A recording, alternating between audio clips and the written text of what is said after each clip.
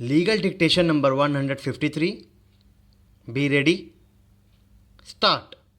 We respectfully concur with the above guidelines, and while reaffirming the same, we would add that the order of the magistrate should be such which does not result in unnecessary harassment to the accused and at the same time does not cause any prejudice to the complainant.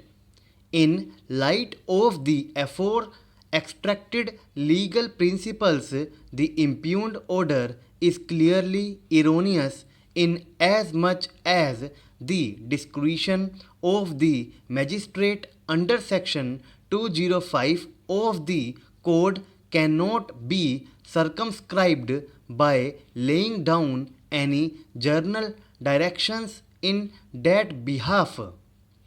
In Manoj Narayan Agarwal versus Shashi Agarwal and others, this court, while observing that the High Court cannot lay down directions for the exercise of discretion by the magistrate under section 205 of the code, had echoed the following views. Similarly, the High Court should not have, for all intent and purport, issued the direction for grant of exemption from personal appearance.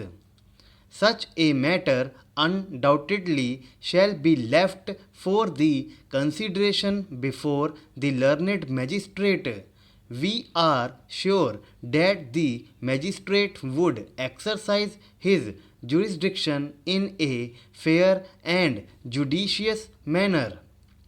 It is equally trite that the inherent powers of the High Court under section 482 of the Code have to be exercised sparingly with circumspection and in rare cases to correct patent illegalities or to prevent miscarriage of justice. In Madhu Lime versus the State of Maharashtra, a bench of 3 learned judges of this court had observed that the following principles may be noticed in relation to the exercise of the inherent power of the High Court. A. That the power is not to be restored to if there is a specific provision in the code for the redress of the grievance of the aggrieved party. B. That it should be exercised very sparingly to prevent abuse of process of any court or otherwise to secure the ends of justice. C. That it should not be exercised as against the express bar of law and grafted in any other provision of the code. Similarly, while it is true that the power of superintendence conferred on the High Court under Article 227 of the Constitution of India is both administrative and judicial, but such power is to be exercised sparingly and only in appropriate cases in order to keep the subordinate courts within the bounds of their authority. In any event, the power of superintendence cannot be exercised to influence the subordinate judiciary to pass any order or judgment in a particular manner. In Jasbir Singh versus State of Punjab, this court observed that so even while invoking the provisions of Article 227 of the Constitution, it is provided that the High Court would exercise such powers most sparingly and only in appropriate cases in order to keep the subordinate courts within the bounds of their authority.